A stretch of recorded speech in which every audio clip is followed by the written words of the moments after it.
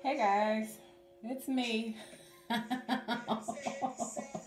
just thought about my nephew, Carson, who pretends that he 6 years old? I don't even think my baby's 7, but he's about 6 years old, and he pretends he has a YouTube channel. And he's like, "Hey guys, it's Cars." So I feel like the YouTube person. I guess this will be on YouTube, right? But anyway, it's me. It's around that time. I don't have a lot of time, but I like to share my pre-publication thoughts with you guys, and apparently you like it too, because I had a few people ask for it. Okay, maybe like one person. Anyway, so we know that I do pre-publication thoughts once I'm done with my final read. However, the document is not ready to be released. I want to read over a few more scenes. My proofreader has some issues with it, and I want to kind of spend the next couple of days just reading over parts, but it's done. It's complete. No early release date, no pre-order. I don't do pre-order. I want to address that too. I don't do pre-order. My eyes are always on the block, even more than my publishing partners, for about the benefit of pre-orders, and they don't work for me because I literally work up until the last minute. Like right now, I have the document. I still want to hold on to it a little bit. I don't usually have the benefit of time like this. This is unusual, but I think everything happens for a reason, because I want to just make sure it's sound, and I'm grateful for these few days that I don't usually get. But for pre-order, it would have had to be submitted probably sometime last week-ish, and I wouldn't have had any access to it. So the only person or entity or party, I should say, that pre-order benefits is the reader. For some reason, psychologically, it makes us feel that we have some security, like we'll have it, and you will have it that day of. That is the benefit with Kindle with pre-order. So, but I just want you to know that's not, I don't usually do it. I don't see the benefit of it. So unless I tell you that there's a pre-order, you don't even have to ask, because, or you go to Amazon, you look, if there's no pre-order, it ain't gonna be no pre-order, because I honestly don't see the benefit of it. Also, again, and I had people say to me, especially my Yolanda, I call her YOLO, but love, I'm tired of hearing this disclaimer about it not being available in Kindle Unlimited, because I feel like, you know, you're surprising us with a release, and I'm clicking on the link and it's taking me to the same page, and I did apologize to her. I'm not an apologetic person though, I'm not in business. I do it strategic. I apologize to her because she and I have that rapport. But I do that, and it's been repetitive because we wanted you guys to understand that, listen, we want to communicate with you. We understand that not everyone follows us. I have people who just follow me on YouTube. People are listening to this. Some of you will say, yeah, because, you know, I have a blog and a website, not just a website and not just a blog. Some of you think that my blog is my website. No. Honestly, promos are released the day before on the website. Always, unless for some reason somebody dropped the ball, and like they did with the the promo last Friday, and they put the 20th and not the 30th, right? But usually it's released the day before, so you get information first on my website. My blog is probably the next day, and the mailing list is probably the next day. We've been good at keeping up with the blog and the mailing list, but it's definitely always on that website first. So there's that. But no matter, I mean, and I guarantee you, although we've been sharing that all month long, there are going to be some people who are going to ask, why is this not in Kindle Unlimited? And then there are going to be people who honestly start following me later on and they don't understand. But we decided last fall, my publishing partner and I, we decided that we would not put the final installments. You know, I'm a serial writer. That's just what I am. But Kindle Unlimited does not pay the full royalty. But it's not a bad program. It honestly has its benefits. But when it comes down to the conclusion, we feel that, you know, we deserve the full royalty of it. That's not something you're testing out. You're invested at that time, so you should be willing to pay the full amount for it.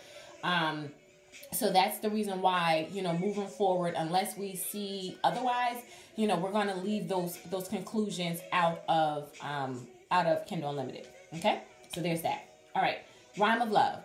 I love it. I honestly love it. I had gotten it back from the second editor, because the first editor was finished with it the week before, and then the second editor, she sent it back, oh gosh, maybe last Tuesday-ish. And I was saying to CCJ, because it takes hours to go through edits. It honestly takes hours to go through edits. And I told you guys before, I'm just a messy artist, and I have 2 editors, I have a proofreader. I can't say that enough, just to illustrate to you guys why You guys saying, release it now, love. You had no. It does not work that way, because if there's an error in it from one of my unnecessary details, because I'm so wordy, overly detailed, and if there's an error in it, then you guys are going to be coming for me about it. You know what I mean? It's enough that I'm a perfectionist. I would like to produce error-free books. I've not done that to date. So I I had people come back to me and said, love, this is misspelled or blah, blah, blah, blah. And I'm so grateful for it, because I'll clean it up. But it takes time to get this stuff together. But anyway, started my final read. And I said to CCJ, I said, why am I so excited? Like, I'm just like really excited. I have a horrible sucky memory. I said this to you guys before. I have a horrible memory. To people in my personal life, it's a conflict. Like, they don't like it because they take it to mean that I don't care. They told me something just yesterday. Today, I don't remember. And their thing is, love, you don't retain it because you don't care. And that's not true. I just have a bad memory, and it's only going to get worse as I age, right? The benefit of having a bad memory is when I do my final read, although I just finished writing it, a couple weeks ago, I don't remember a lot of this stuff. So you're from at the beginning. So I was like, I don't know, I was unusually excited. And then I started reading it, and it is so good. I really do like it. And I don't say that about everything. I always say I don't put out garbage, because I don't. But I was honestly, I laughed so much. I patted my chest to keep from crying a few times in it. It was good. I really, really enjoyed it. And it may be in my top, I have a top 2. Love Uncharted and In Love with Ezra. Those are my 2 favorite LB books. And I don't think I have a third. I don't know if I have a third. But this may be my number 3. This may be my number 3. On my top 3. It may be. I don't know. Let me think. But I really did enjoy. I think it may be. I really did enjoy it, and I enjoyed it because you guys know, like, I feel like I say the same thing over and over again, but honestly, I have to say it, like, I don't do insta love. And when you're a storyteller like I am, and you're a happily ever after storyteller, because I am, there are writers of relationships, but they're not necessarily happily ever after, or they can just be like a kind of a dark happily ever after. I try to do a traditional one. So, but there are so many twists and turns in this. It is a happily ever after. There's no difference in that. But I just feel like just the process of learning more about Winter. I know a lot of you had so many questions you wanted answered, and I got it. I understood it, because I knew it when I finished The Rhythm of Blues. And we kind of go down that path with her. We learned a little more about Raj and his setup. I can tell you now, I'm going to have some people who wants more closure with his grandmother that you won't get. Very similar to the Love Unaccounted series with Ezra's father, or Love's Inconvenient Truth with Jackson's mother. You guys kind of wanted a wrap up or a happily ever after with those dynamics, and that was not a goal of mine. I honestly do not care about subsequent relationships, right? Or tertiary relationships. My job as a counselor, as this relationship counselor, right, that I am fictitiously, my job is to get this man and woman into a sustainable, flourishing love. That is the only job I have. Sometimes I like to address side relationships to help strengthen them and build them as a person, but I don't, that's not necessary for me. For me, it's necessary to kind of clean out the junk within them, to figure out where they are spiritually. Not everybody is a follower of Christ at the end of all of my books, but at least one person probably is. And I feel like that kind of fills that hole. That's my magic. That's where I can kind of start working on your insides and get you to a place to accept love, to know that you're worthy of love, to participate in this love. And I got that with Winter and Raj. So there is a happily ever after. But there's some things, like I was talking to my proofreader, and I love it when her, and not just her, other people who have read. I didn't do a beta reading this round. I didn't do that because of the way that I wrote the book. It was such a slow outpour for me. I don't think I've ever written a book so slowly. But I was talking to my proofreader, and I said to her just yesterday, I said, one of the things that concerns me is the Ream, Winter's younger sister. she concerns me as a person and as a woman, right? A woman of a certain age. She really needs mentoring, but by the time we get to the end of the Rhyme of Love, that relationship is still hanging out there, and I don't like it. So my proofreader said, well, maybe she'll be the next on your couch. No, because I don't do that. She doesn't interest me. She has kids. I can't, that's just too much. I'm very selective with the clients I pick up. She got too much going on. But if I honestly, I don't do short stories either, but if I did one on Raj and Winter, I would definitely include a piece about, because Rain needs mentoring. She needs that. And that's what Winter was for her until she betrayed her, as we all know. She betrayed her. And Winter is just at a place where she doesn't know. She's angry, and not even about Sheldon. She's more angry about the betrayal. Like, I fought for you. I tried my best to shield you from all the stuff that I knew that, that was in your environment, meaning in that house with Mama, So that's kind of a regret of mine, but there's some good stuff in there. There really, really is. I'm trying to think of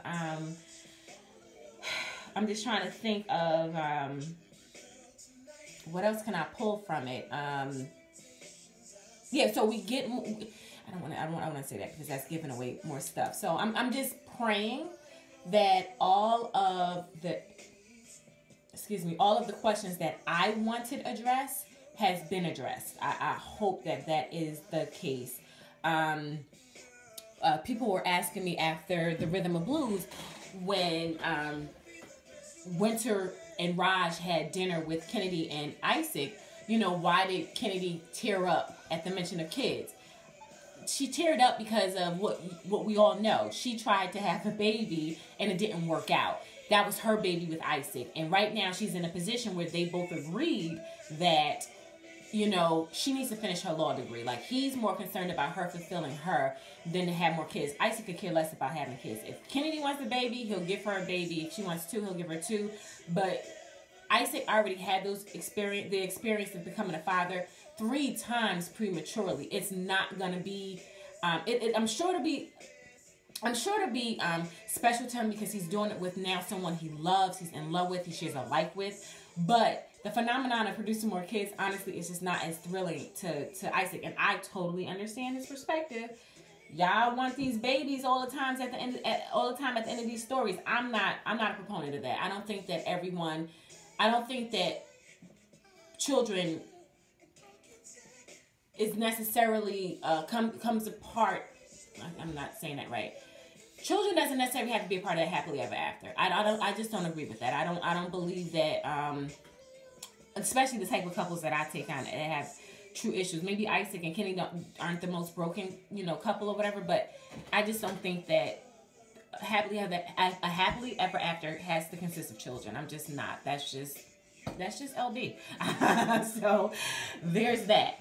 So anyway, I love it. I honestly love it. I'm so relieved. I'm never, I know I'm good at what I do, but I feel like my humility comes in the fact that until I read it and I feel good about it, I'm not comfortable. I'm not secure. You know what I mean? My security comes once I'm done with it.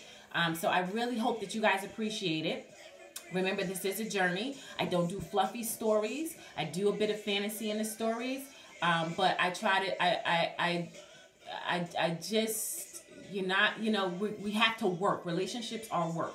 And that's the reality that I truly appreciate about Winter. Winter knows that she has taken on a relationship with a man that is broken. And toward the end of the Rhyme of Love, she's going to get confirmation of that from someone with experience. Which I thought was phenomenal. Like, I just thought it was like so good. And I love that about her. She's very realistic about it. And Raj is a work in process like Jackson was in Lit.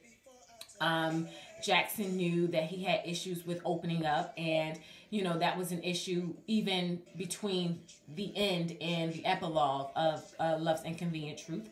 And that's what I want. I think in order to be a part of a healthy relationship, you have to be able to acknowledge, I got issues. these are my issues. No, they're not easy for me to address, but I know, and if I want to protect this thing and be in this affair with you, this relationship, this monogamous, loving, committed relationship, I have to be open, you know? I have to acknowledge that. And that's one of the things that I appreciate about Winter and Raj, because Raj knows it, and Winter is very much aware of that. So while in the back of my mind I think about whatever else I can plug, because it's just a journey. Like, just even Winter fulfilling herself about this gift that she has for words and trying to match him up to music. Raj trying to deal with his personal life. Remember Pastor McKinnon saying, you know, you need to clean house. And she gave him that Ream, I think it was a Ream word she gave him before she gave him and Winter before she left. You know, those things come into pass in that process or whatever. I really enjoyed it. I honestly enjoyed it. I just pray that I didn't leave any holes. That's what I'm working on now. So again, no early release, unless, you know, Kindle releases it on Thursday, you know, sometime, because that's what they'll do to me. They always release it the day before. It won't be an early release. I really want to spend the next today, Tuesday, and Wednesday kind of reading over certain parts of it. And I have a reason to. I don't usually have the benefit of this type of time, but I thank God that I do, because, again, you know, I just have to make sure that I answer everything. So what's next? What's next is Connecticut Kings 3. Christina Jones and I have agreed to do a third round of it. I do have my characters. I'm happy. I don't think that I don't even know if he's named. I don't even know if she's named. I don't even know if I have a name for her. I think I do. I think I have a name for her. We've been talking about marketing and stuff, so I had to come up with something real quick to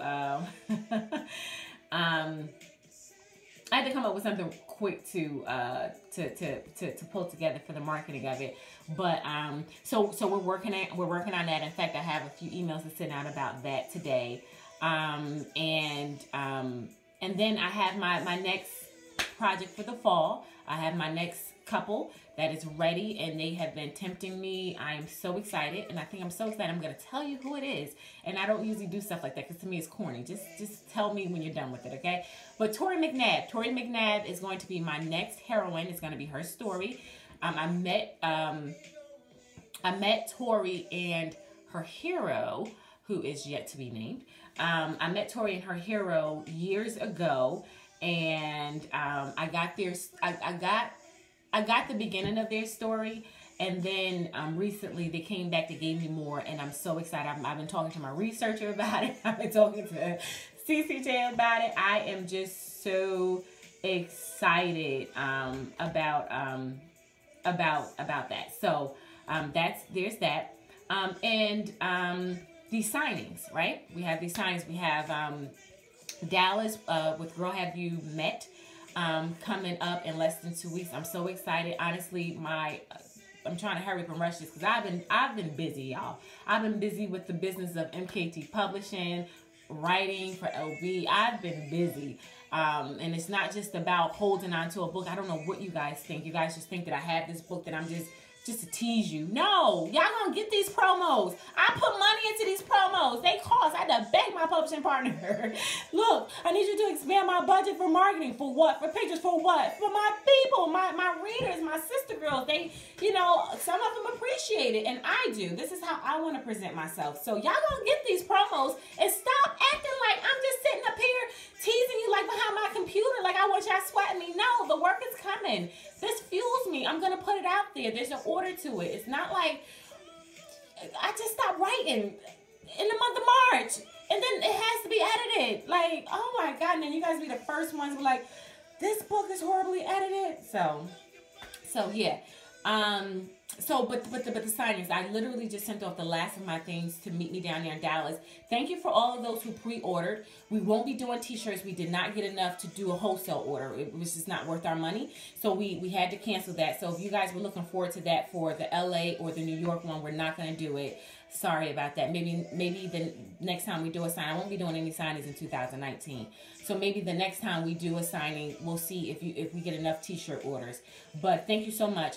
Listen, whomever, just in case you don't know, you do not have to buy books to come to a signing. The books at the signing will be available to you. And for most authors, it will be at a discounted cost. So if you're buying books from Amazon to bring to these signings, you're actually spending more money than necessary. You buy the books from us, you'll get them at a discounted price, and they'll be signed. There's no charge for that. So just understand that, okay?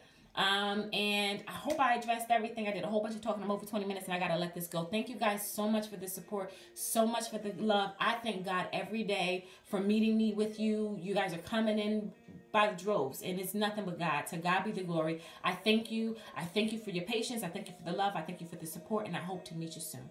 Ciao.